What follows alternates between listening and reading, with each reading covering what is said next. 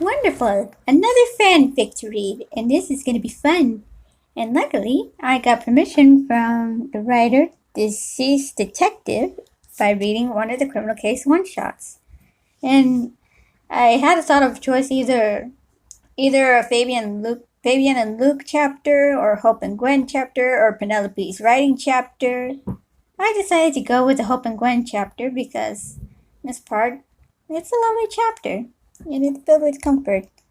And according to this message, well, actually on something else, but if any of you ships Hope and Gwen, you've come to the right place, and on that part of the face, I hope you enjoy. This chapter is only on Gwen's point of view. I found myself in a cold, dark place. A place where I've been before, but I'm pretty sure I know I was completely alone, or so I thought. Well, well, look what the cat dragged in. A masculine and somewhat seductive voice, as a man with pale skin and dark hair walked towards me, with a wicked, cold smile on his face. Pierce? I murmured, as I holded me rubbly in his arms. What's the matter, dear? Is there anything you need? Pierce continued. Worse? Motivation? I gulped, feeling shivers along my spine. Is it love? Pierce breathed hoarsely, with a small smile.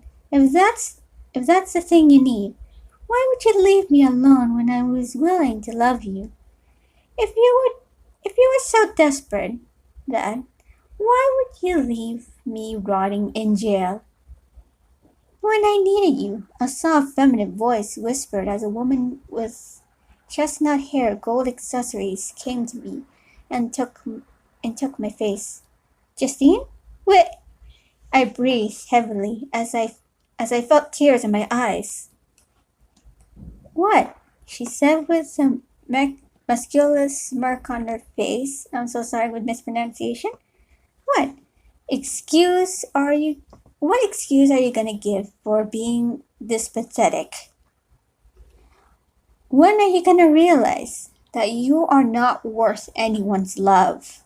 When you realize that no one would love such a pathetic thing, when will you give up? At this point, it weren't only Pierce and Justine who were talking. I recognized the voice of my family, all my exes, everyone I ever met, repeating those same questions in a permanent smile. I wanted to stop. I wanted to scream, but no sound came out. I could not take it any longer. I just wanted to finish. Then I thought I was going to lose my mind. I woke up, breathing heavily, with tears in my eyes. Okay, I need to breathe. It was a nightmare. Another damn nightmare. I've been having them for a while now.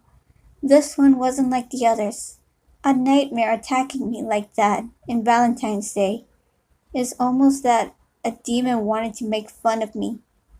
Before I could do anything, I heard Hope's sweet voice. Hope, Gwen, is everything okay? Force of habit. Sorry, she asked with a concerned tone.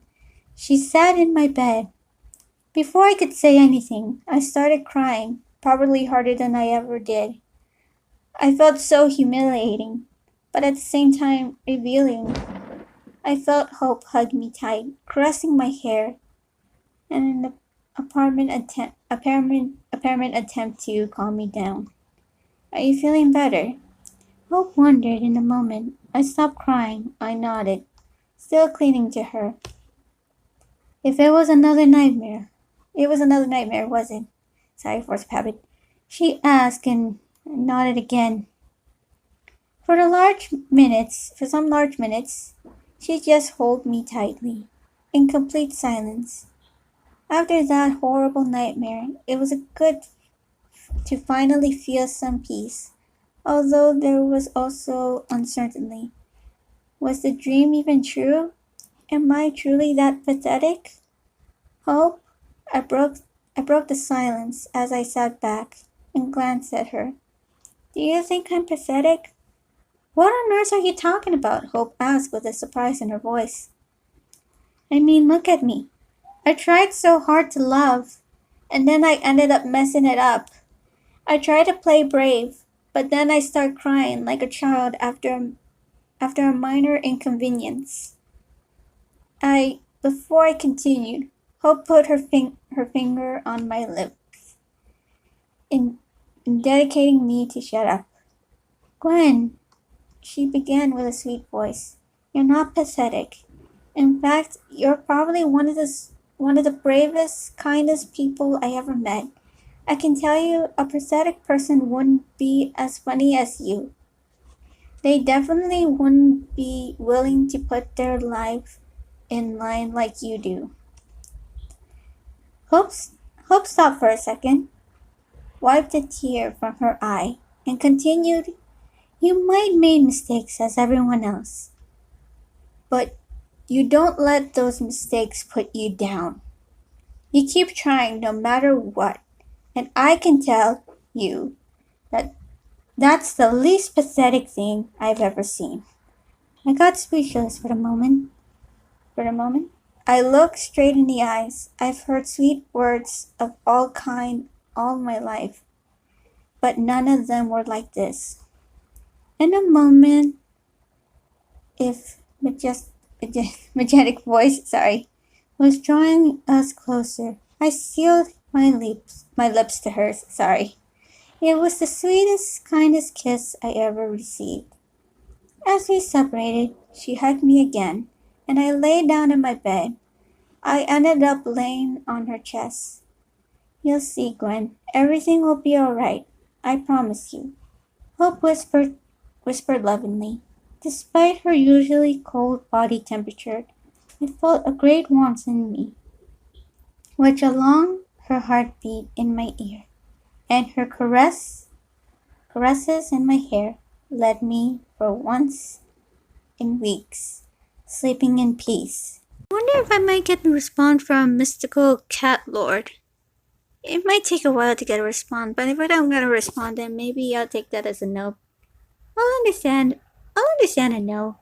But part of me feels like, oh, I wish I have some permission because I wanted to read one of my favorite chapters. Well, four of my favorite chapters, like the parody version of Romeo and Juliet, that is Jonah and Marina. Or, Guys, I Shrunk My Husband, Amir and Jasper. Or Live in LA, Jack and Lars. I love that ship. Or Soulmate, Zoe and Jones. Or I Do, Kathy and Alex. Well, I might have to wait on that. Or maybe I could give credit even, I don't know,